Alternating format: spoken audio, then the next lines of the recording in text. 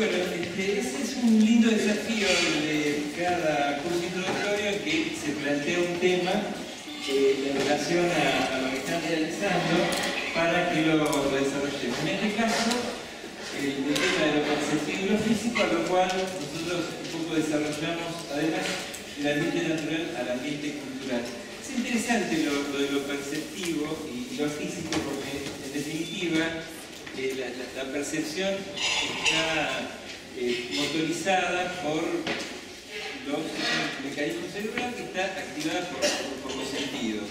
¿Cuáles son los sentidos? Los 5 clásicos, no las percepciones extrasensoriales. Los repasamos, ¿cuáles son? Los sentidos. Por ejemplo, la audición. Escuchan, bueno, audición, la visión. Aparentemente la arquitectura está siempre más asociada a la visión, ¿no? Digamos, es una disciplina especialmente visiva.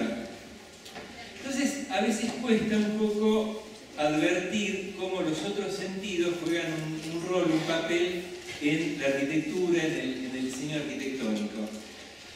Este al que me refería recién, que es un poco el que estamos poniendo en práctica ahora, fundamentalmente ustedes, el de la audición, está también condicionado por la arquitectura. Independientemente del equipo de amplificación con el que estamos trabajando, hay un comportamiento de los espacios respecto a la audición en relación a la forma, a las dimensiones, a las proporciones, o sea, a las relaciones a veces entre, por ejemplo, ancho y profundidad, y también respecto a los materiales, si absorben, un poco como la madera, el sonido, o si son reflectantes como materiales más duros, por ejemplo, las chapas de metal.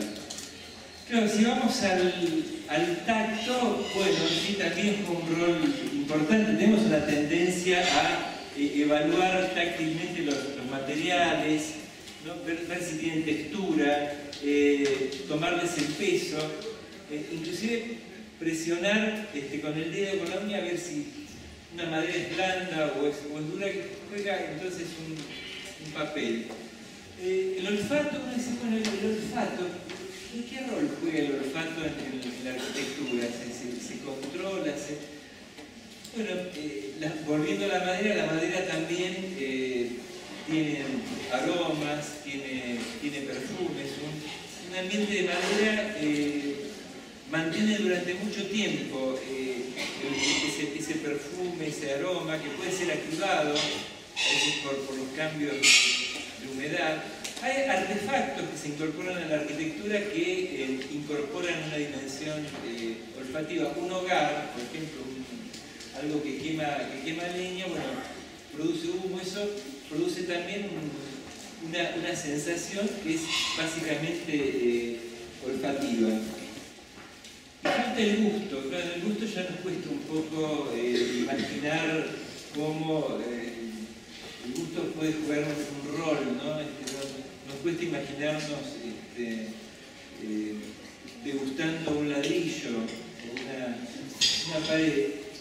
Ya que estoy, bueno, voy a decir lo que dijeron esta mañana. Bueno, que los chicos tienen esa tendencia, los bebés, a comunicarse con el mundo físico a partir también del gusto. Ahora, de todos modos, el diseño, por ejemplo, el diseño de objetos, que durante mucho tiempo prácticamente fue considerada como una escala de actuación dentro de la arquitectura, tiene una relación con el gusto porque, en definitiva,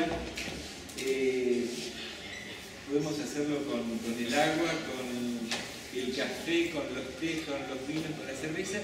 Cambian la degustación en relación a la textura.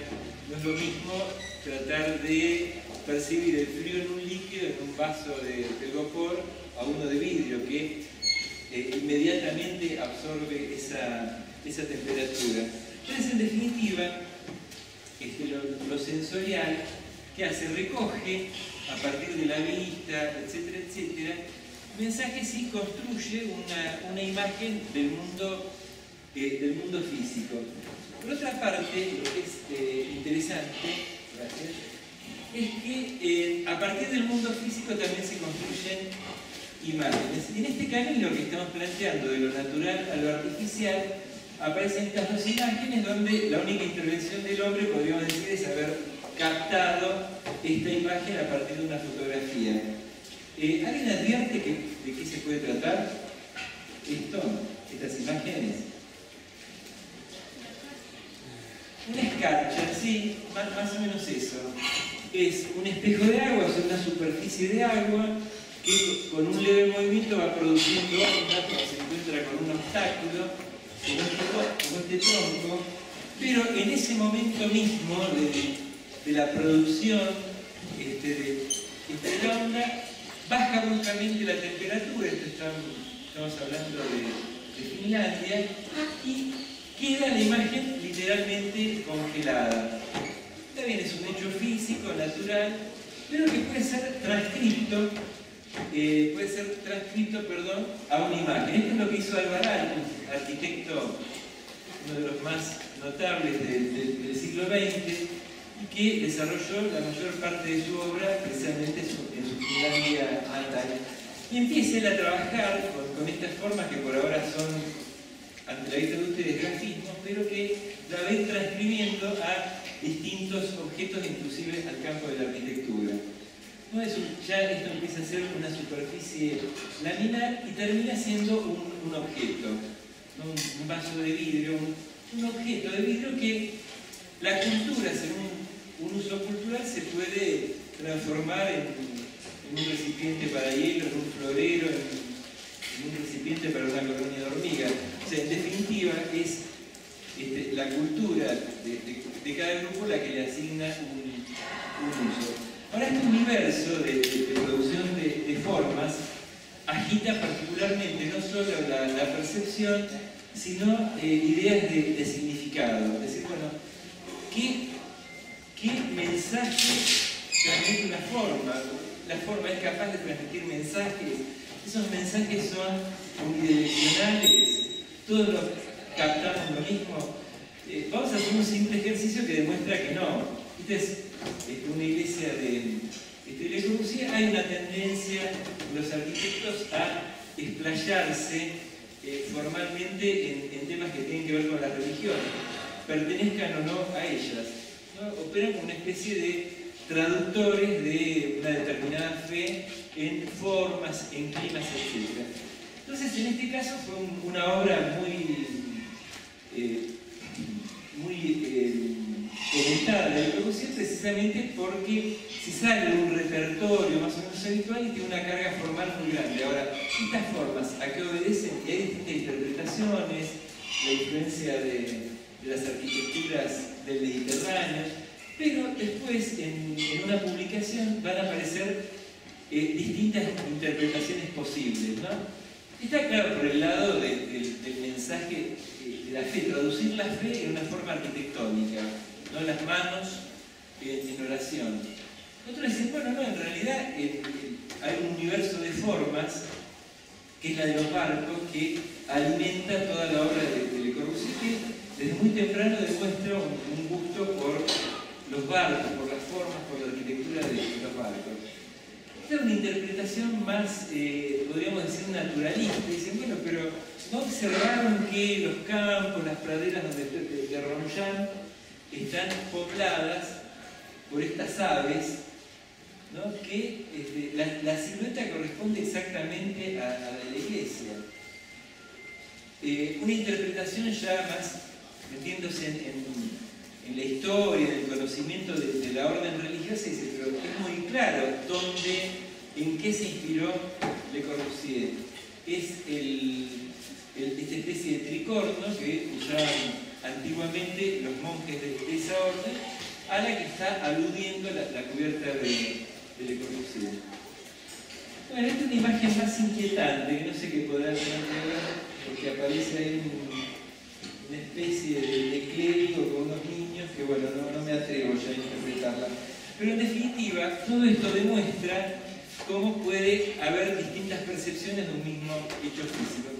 Hay una frase que se ha convertido con el tiempo en un lugar común, sobre todo en relación a la ideología, a la política, que es ver las cosas según el color del cristal con que se miden. En realidad esto pertenece a algo que después fue llamado Ley de Campoamor, por Ramón de Campoamor, que fue su autor, y que el texto completo dice esto: en este mundo traidor, no lo que leen, nada es verdad ni es mentira, todo es según el color del cristal con que se mira. En realidad es una metáfora, pero basada en un hecho físico. Vamos a ver cómo esto podría ser un hecho físico. Esto en realidad es una ventana, ¿no?, de la catedral de Florencia, donde se ve, de Siena, donde se ve precisamente cómo a través de los distintos vidrios se ve el mismo paisaje o fragmentos del mismo paisaje, simplemente que acá un vidrio translúcido prácticamente no permite la visión, solo el paso de la luz. Y por otro lado, acá empieza a aparecer una imagen casi impresionista de la ciudad. Acá una silueta sobre un fondo verde, azul y rojo.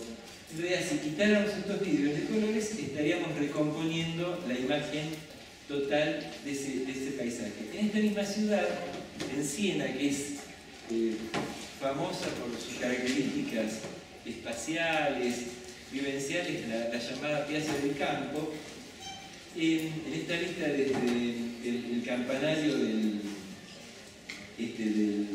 edificio comunal se ve la configuración. Característica por el piso de ladrillos de distintas tonalidades y por toda una envolvente que va tomando también según los materiales, las pinturas, las texturas, distintos colores, que va cambiando también con las condiciones atmosféricas, según es un día de sol radiante o como un día gris y el de la fotografía lluvioso. Ahora, ¿qué ve, por ejemplo, Kant? Kant es uno de los arquitectos también más notables del siglo XX, que a mediados del siglo visita la ciudad. ¿Y qué ve en esa ciudad? ¿Qué rescata gráficamente? Bueno, básicamente estos colores, los planos. Fíjense que no trabaja sobre detalles, sino que parece que lo que está agitando sus sentidos son las superficies de color, prácticamente colores planos. Contemporáneamente va a visitar la Acrópolis de Atenas, otra especie de destino de peregrinación histórica de los arquitectos, donde generalmente lo que llama la atención es el Partenón, el principal edificio, un ícono de la cultura arquitectónica no solo griega, sino podríamos decir de Occidente, desde la antigüedad hasta ahora, desde hace 25 siglos. Y sin embargo, acá lo que nos llama la atención nuevamente son las superficies, en este caso las superficies de la muralla, ¿no? Los colores que a cierta hora del día podrían estar produciendo el reflejo del sol y la sombra en esa muralla. Contemporáneamente, otro arquitecto, prácticamente también de la misma edad de Kant, está en el mismo lugar, visita el mismo lugar. ¿Y qué le llama la atención? Bueno, la muralla pasa a ser un elemento, prácticamente un soporte para lo que va a ser su representación, sí, de los edificios más significativos. No usa el color porque lo que ve en ese paisaje arquitectónico, en ese paisaje cultural, básicamente es un recorte de líneas, de luces y de sombras. Entonces, lo que le interesa es destacar precisamente la silueta del Partenón sobre una base indefinida y esta idea de luz y de sombra totalmente distinta a la representación de Kant. Haciendo un salto ya prácticamente a fines del siglo XX, una obra que es el auditorio que hizo Frank Gehry para la Disney, donde resulta curioso preguntarse a qué obedecen estas formas. Ustedes, a partir de la imagen, sin que sea necesario un conocimiento previo, estas formas les sugieren algo, se imaginan que están inspiradas en algo en particular.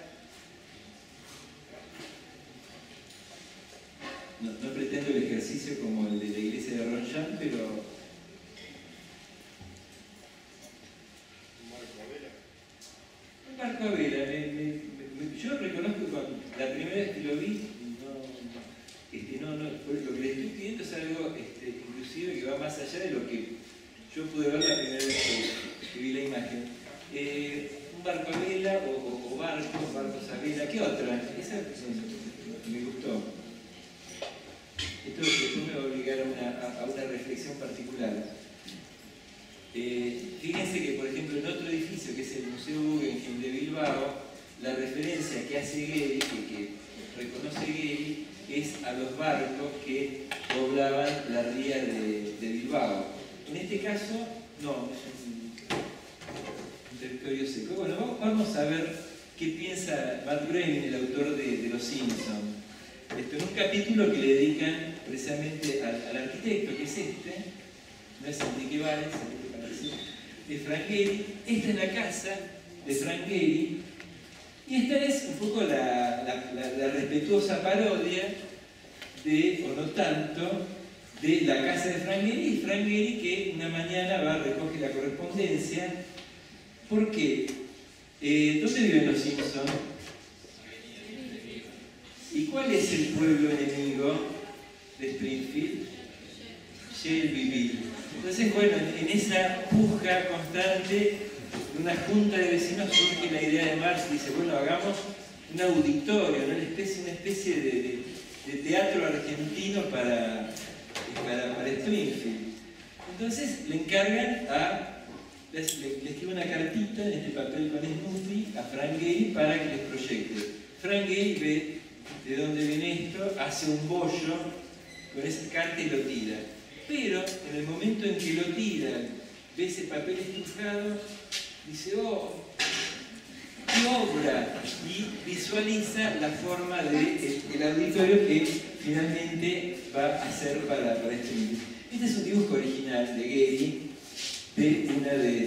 precisamente del auditorio de Disney, al que está parodiando el capítulo. Bueno, como para seguir con el cuento, para los que no vieron este capítulo, Frank Gehry presenta su proyecto, Marge contenta. Ahora, ¿cómo se hace esa forma dentro de una estructura tan sistematizada como la norteamericana, ¿no? De perfiles, ¿no? Como si fuera la estructura de sus cubos de acero? Imagínense que en este curso introductorio, en un momento dice, bueno, a partir de esa estructura, hacen formas, curvas, aladeadas. Bueno, entonces acá lo que se le ocurre es construir realmente la estructura a la norteamericana, y después con las grúas, con esas bolas de metal que generalmente se usan para demoler, deformarlo para adaptarse a la forma de Gehry, que acá contento aparece. Para terminar el cuento, se inaugura un éxito total. Al poco tiempo vacío en Springfield, no son muy gustosos de los espectáculos musicales, llevan a un comediante popular, pero no de primera categoría, queda abandonado, y finalmente el malo, el siempre malo señor Burns, lo convierte en un negocio. Ustedes saben que las cárceles, como todo en Estados Unidos, está privatizado. Entonces puede ser un negocio construir una cárcel para que el Estado te pague tantos dólares por cada preso. O sea que la obra termina teniendo un significado totalmente opuesto al propuesto. Bueno, obviamente a partir de la fecha cabe comentar que sus padres posiblemente escuchaban a Divididos cantar ¿qué ves cuando me ves? Cuando la mentira es la verdad, que a mí me disparó un poco. A veces los versos de las canciones en su síntesis son reveladores, ¿no? Y esto de la mentira y la verdad, la materialidad y el significado, nos retrotrajo a un proyecto de un estudio ya consolidado de Holanda, que plantea unas torres para Corea del Norte. Un lindo acá dibujito donde se ve que son tan altas que están como perforando las nubes, un poco como los antiguos rascacielos soviéticos. Y tienen, claro, la original idea de ponerle torres la nube. ¿no? para Seúl.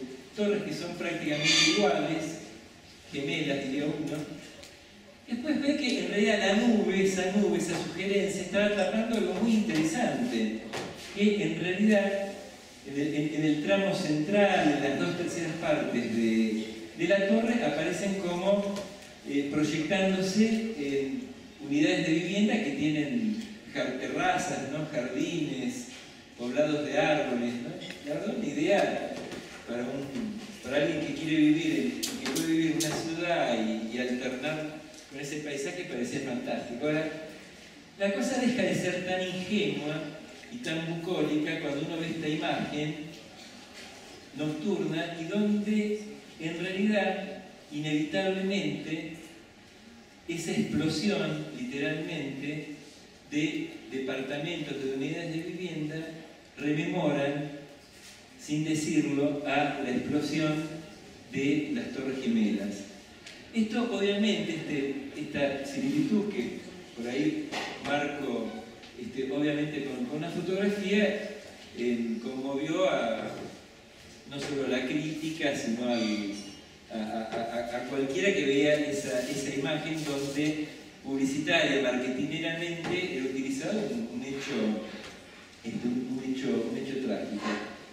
Entonces uno dice, bueno, ¿cuál es la actitud de los arquitectos frente a esto? Bueno, en el caso de ellos fue sacar un comunicado de prensa. Los grandes estudios son como las estrellas de rock, o los jugadores de fútbol que tienen manager, departamento de ventas y de comunicación.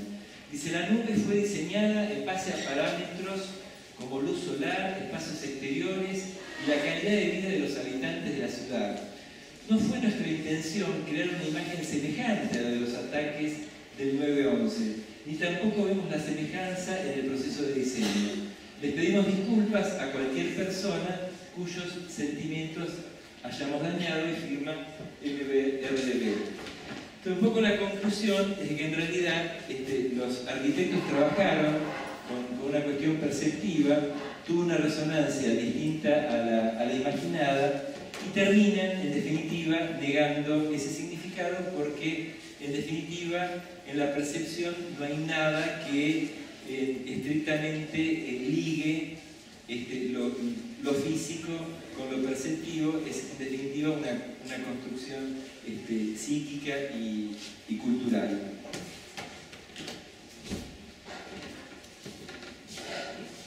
Bien, veamos cómo este tema que nos ha tocado analizar hoy en el campo del proyecto de arquitectura, lo perceptivo, lo natural, lo físico, el ambiente, de alguna manera se ve representado en la actividad del arquitecto constantemente. Para este trabajo que a ustedes les han dado hoy, en realidad lo han incluido como problema. O en todo caso, quedará para la semana próxima, cuando trate de establecerse alguna conexión con un posible ambiente que pueda contener estas ideas que ustedes están desarrollando con la maqueta. ¿Por qué decimos esto? Porque en realidad la actividad del arquitecto básicamente consiste en transformar el ambiente. Un ambiente que puede ser natural, acá estamos o artificial. Estamos en presencia de una foto aérea de Google Earth, que es una herramienta muy importante para los arquitectos y otras disciplinas como la geografía, etc., que nos permiten ver, uno de estos sentidos a los que se refería recién Fernando, las ciudades de arriba, la ciudad del territorio, y tomamos justamente este ambiente para hacer los ejercicios en el taller de arquitectura. A veces es en torno a un ambiente más bien natural, próximo al río, al área costera, que suele tener cursos de agua y ambientes muy interesantes desde el punto de vista de la sensibilidad para realizar los ejercicios de proyecto, sobre todo en los primeros años de la carrera.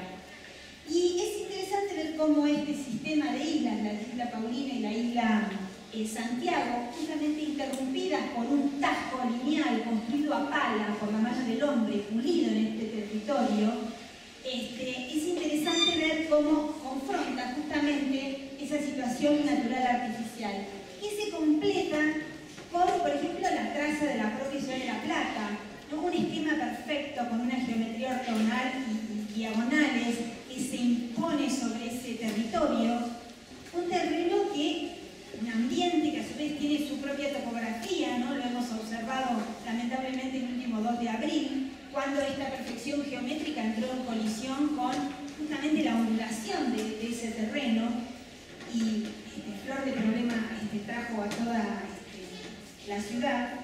Y entonces, dentro de este marco, ¿no?, de lo natural y lo artificial, y de cómo la mano del hombre, y sobre todo el trabajo del arquitecto, impacta en ella y lo transforma como escenario para realizar los proyectos. En caso de primer año, por ejemplo, uno de los ejercicios que hemos hecho justamente ha estado trabajando en este punto, que es en la entrada del puerto de La Plata, que solemos con nuestros alumnos hacer un reconocimiento de esos lugares.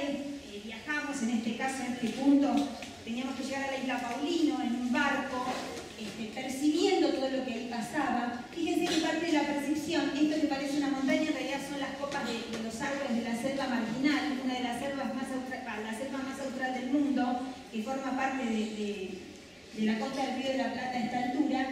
Y en el reconocimiento justamente de la naturaleza de ese sitio, observamos, por ejemplo, el carácter de la playa.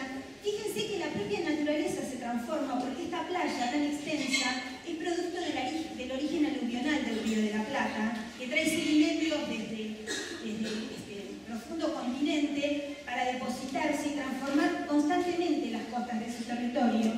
Y entonces parecía interesante confrontar ese hecho natural propio de la naturaleza con la mano del hombre, que por ejemplo hace una escollera de 250 metros para contener justamente esos sedimentos y poder impedir con esa acción que se tape el acceso al puerto, ¿no?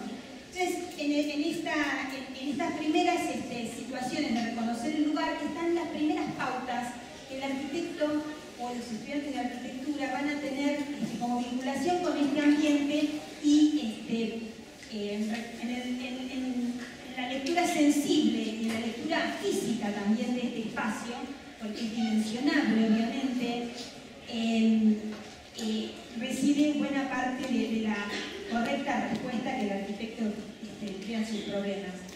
También en ese recorrido uno va reconociendo elementos, por ejemplo, que tienen que ver con el hábitat. Fíjense esta, que es una casa de origen palafítico de la larga tradición.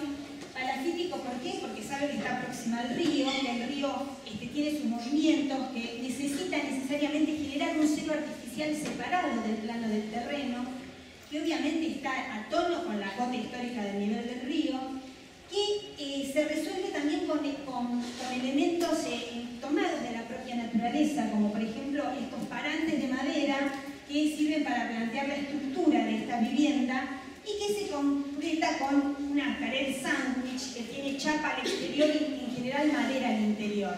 Obviamente que como parte de la sensibilidad incorpora el color, como bueno, también es reconocible en el caso de la Boca, porque bueno, en general en todo la costa del Río de la Plata van aconteciendo este tipo de tipos de vivienda. Como también sucede con la ciudad de Berisso, en la que nuevamente encontramos que ese material está presente, pero fíjense qué interesante en la medida en que la cultura siempre está tensionada hacia la arquitectura. Son viviendas de carácter popular. Sin embargo, de alguna forma replican lo que traen estas casas históricas de madera del sitio, que tienen un sistema de proporciones, que tienen órdenes a veces, que tienen una cornisa que protege el paramento ese vertical, y que en definitiva en su lectura de este ambiente urbano lo que hacen estas viviendas es darle identidad al sitio, una identidad muy personal, muy propia de estas ciudades ribereñas, que todavía, bueno, no han encontrado su destino, todavía están en espera de algún tipo de protección. Como parte de este reconocimiento del sitio, también lo que hacemos es dibujar, porque el dibujo es la expresión del arquitecto, y en esa representación uno va seleccionando qué le interesa, va poniendo el eje en el dibujo en cuáles son los aspectos particulares que va a tener en cuenta, que le han llamado la atención, y que, bueno, en el extremo de ese muelle justamente hay una torre que era la torre que marcaba el ingreso al puerto, que está ahí como un desecho industrial, pero que es una estructura muy interesante, bueno, una cota de nivel respecto al río, datos que van sin duda a influir en el proyecto. Estas cuestiones uno observa, que las puede observar, como hemos visto acá desde el primer año, no necesariamente están alejadas después de la vida profesional, porque fíjense que exactamente justo Solsona, uno de los arquitectos más importantes del país, que tenía la posibilidad de hacer cualquier obra de cualquier característica formal y material y técnica, justamente toma estas viviendas costeras para hacer su propia casa de fin de semana en el Delta, en el Tigre, y recurre a esta idea también de vivienda palafítica, que acá ese espacio abierto está cerrado por este trelage, ¿no?, para proteger algunas cosas, y también define una serie de habitaciones paralelas al río con una galería que de alguna manera también abraza todo eso y que nos da esta lectura de frontalidad exactamente con los mismos elementos tectónicos y materiales que observamos en la casa de la Isla Paulino. Y que obviamente definen un ambiente.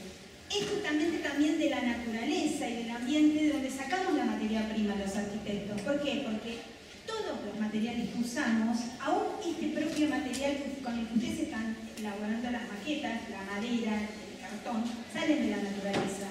O sea que en ese sentido, y sobre todo, bueno, los primeros años de la carrera, en primer año sobre todo, trabajamos con por ejemplo, la madera como material de ensayo, de alguna forma continuando con algunas de estas experiencias que están haciendo acá en el curso de ingreso, que nos permite a través de distintas secciones y de características de corte obtener material para resolver apoyos, cierres, etc. Establecer una estructura, un esqueleto, un sistema de planos, tanto horizontales como verticales, que son bastante constantes en algunos ejemplos de arquitectura. Acá hay algunos de ellos que podrían ser de interés en función del ejercicio que ustedes están haciendo. Se trata en este caso de una vivienda próxima al mar, pero ya está en una elevación, en un terreno con pendiente, y también está esta idea de caja, ¿no?, que me parecía que era interesante mostrar a efectos de poder comprender cómo esta vivienda de alguna forma se organiza, porque al llegar desde la parte alta del terreno, ingresa por un lateral. En ese lateral hay una percepción, una manera, en ese ingreso, en esa aproximación al proyecto, hay una manera de visibilizar el ambiente y el entorno que la rodea, para después, bueno, obviamente tener esta secuencia de áreas sociales en planta baja, que son estas, y áreas de servicios y de descanso en la planta superior.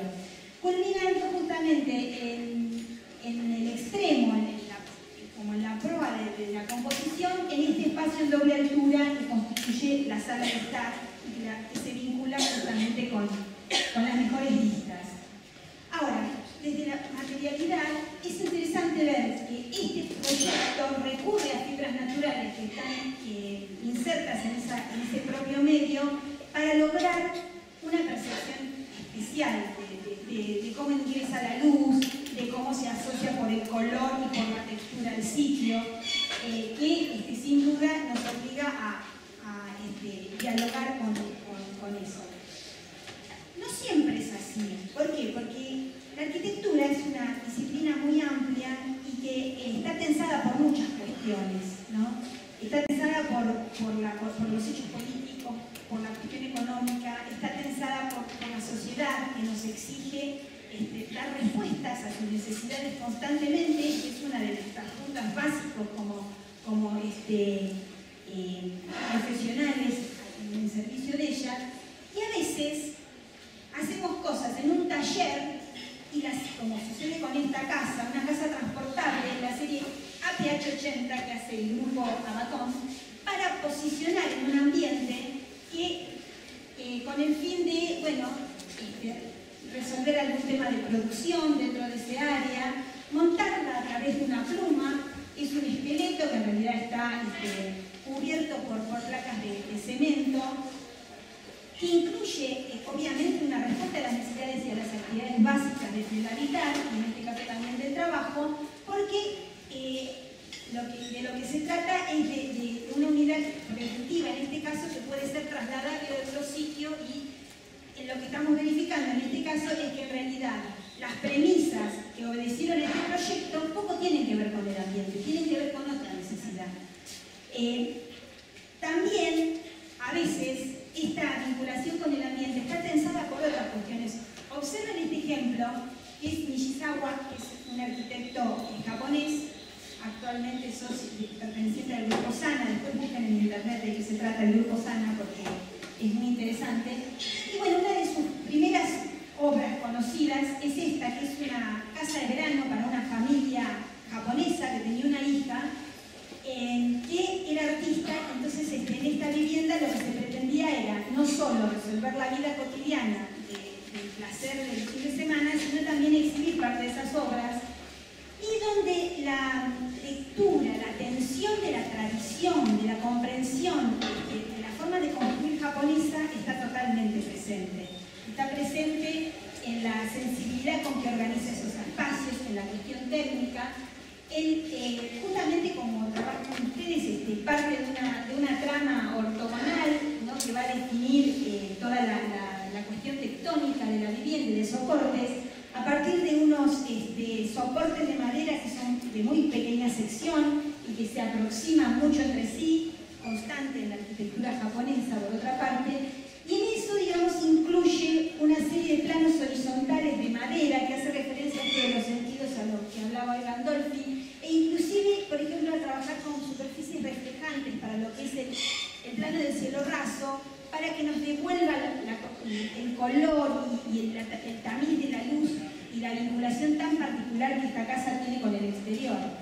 ¿Por qué? Porque justamente cuando le toca operar sobre esta planta cuadrada, esta forma básica, lo que hace es establecer tres vacíos, uno de acceso, uno de estar cotidiano, y un patio más asociable al pilar sagrado, que forma ya esta habitación propia de toda el hábitat japonés, que forma parte de la vida de la vivienda, generando las áreas de sociales y de cocina y de dormir, a través de la fragmentación que esos propios patios otorgan.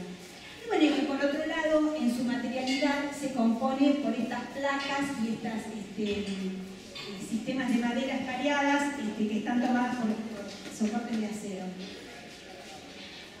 ¿Cómo esto lo podemos de alguna forma verificar en un ejercicio de primer año, que es un trabajo que hemos hecho el año pasado, donde tomamos el arroyo El Gato como tema? Y acá estamos en presencia de una foto aérea, justamente. Es interesante observar, para confrontar la naturaleza con la artificialidad que imprime la mano del hombre sobre esa naturaleza, con el puerto de Siderar, que es de donde salen las chapas hacia el exterior, para ver justamente esa dualidad, ¿no? Nosotros, en este caso, dimos a los alumnos de primer año un trabajo de proyecto para desarrollar en este lugar, ¿no? Un lugar que obviamente también permanentemente va mutando por la acción del hombre, que depreda y va extrayendo árboles, por la contaminación que se produce sobre él. Pero nos parecía que era un sitio muy interesante porque desde el punto de vista de la sensibilidad daba una serie de situaciones interesantes para abordar este proyecto. También nos interesaba que esa percepción se haga por ahí a distintas horas del día, porque obviamente que el paso del tiempo también nos cambia la mirada sobre los lugares. Y el planteo que hicimos para este caso fue hacer una estación de monitoreo del arroyo El Gato, tomando muestras de aguas en un edificio, en una pequeña construcción donde convivía el trabajo y el habitar.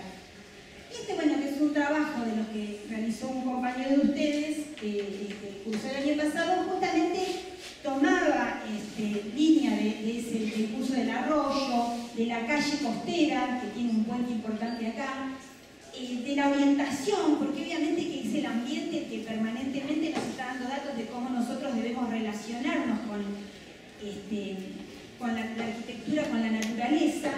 Y bueno, planteó un edificio que obviamente que también se hace eco de la tradición del sitio, con esa idea de despegarse del plano cero, de generar una explanada de trabajo próxima al agua, que era de donde iba a producir las tomas de agua. Y bueno, definió a través del uso de la madera y de cerramientos también livianos el resto de la composición. Sin duda que esa lectura del lugar también le permitió establecer un diálogo entre su propio proyecto y ese ambiente y en reconocer la transformación que en él provocaba. En definitiva, la arquitectura como hecho físico también, si por un lado está toda la ruta de la percepción y el reconocimiento del ambiente, por otro también es totalmente dimensionable, medible, las cosas tienen un peso, la tectónica tiene mucho que ver con la física, o sea que el arquitecto está justamente alimentado por estas dos cuestiones, ¿no? Y obviamente que la naturaleza a veces también nos está hablando de que su propia estructura podría servirnos para resolver temas, por ejemplo, el tronco y la copa nos remiten a un espacio, que es un poco la lógica de soporte y de desarrollo que tiene este proyecto, ¿no? Es común que la arquitectura tome lecturas de la naturaleza para desarrollar, así como también del campo del arte y de otros, ¿no? Sus ideas. Y dentro de esa cuestión también el desarrollo de una estructura específica para poder resolver toda esa cuestión de soportes y de fundamentación de su propio trabajo, que se ve tanto de arriba como de abajo en ese caso, para, bueno, de alguna forma volver a la percepción y entender que dentro de este reflejo que el arroyo devuelve en alguna hora del día, este nuevo hecho, este proyecto, en caso de poder materializarse, podría justamente volver a devolvernos ese mismo reflejo. Bueno, la película que parecía que terminaba sigue, es un bonus track que nos permite volver al tema de esa relación entre lo natural y lo artificial, entre lo natural y lo cultural. El interior de una vivienda con posiblemente madera que aporta alguna calidez, un ventanal que abre a un paisaje rural. Sin embargo, acá, bueno, no sé si alcanza a ver, el corte empieza a parecer algo que es no tan tradicional. Y claro, es porque en realidad la vivienda como hecho cultural, como hecho artificial, acá busca no imponerse al paisaje, sino básicamente mimetizarse con esas ondulaciones, y en este caso esta vivienda es como un relieve más dentro del paisaje, en ese intento de, por un lado, podríamos decir perceptivamente de mimetizarse, por otro lado tiene otras características que hacen a lo térmico, al comportamiento, a la energía de diversas cuestiones. Bueno, y si de lugares naturales hablamos donde prácticamente el hombre hasta ahora no ha incidido demasiado, salvo ir derritiéndolo, es el Polo Norte, el Círculo Polar, con este paisaje, y mimetizado también algo que podríamos decir dentro de lo artificial y lo cultural, más natural no podría ser porque está hecho con agua, ¿no? Digo, iglú, que quiere decir casa, genéricamente en el idioma esquimal, está hecho en realidad con bloques de hielo. Sobre la forma de una cúpula, vemos acá el agrupamiento típico de los lugares para dormir, con una cámara de aire, que es la que impide que el calor que los cuerpos humanos generan en el iglú no sea expulsado, que cada vez que entra alguien no lleve adentro el frío del ambiente exterior. La construcción en fotos de principios del siglo XX, a partir precisamente de esos bloques. Otra imagen del interior, también de la misma época. Y la idea de tomar precisamente desde la arquitectura con otro material, con otro uso, simplemente una idea de hábitat, una idea de paisaje a partir, bueno, de respuestas tecnológicas, de dar una geometría distinta, o como en el caso del arte, de tomar esa idea de hábitat primitivo y cargarlo con contenido, ¿no? Acá en este caso representando un poco la idea que ella estará representando cuando aparece un iglú de libros, ¿no? Que más allá de lo digital sigue siendo un poco el símbolo de la cultura, del conocimiento, ¿no? Construido casi de la misma manera que con los bloques de hilo, pero con volúmenes.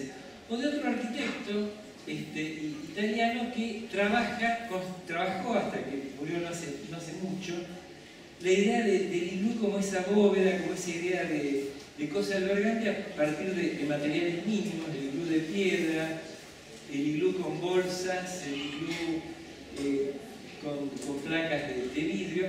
Y es un personaje, un crítico de arte, Oscar García se llama, que construyó un personaje para explicar el arte, para llevar a un conocimiento más masivo, que es un niño que con su hipotética madre, así, conocedora del arte, recorre museos y obras y va formulando preguntas. Entonces dice, bueno, pero ¿por qué un iglú?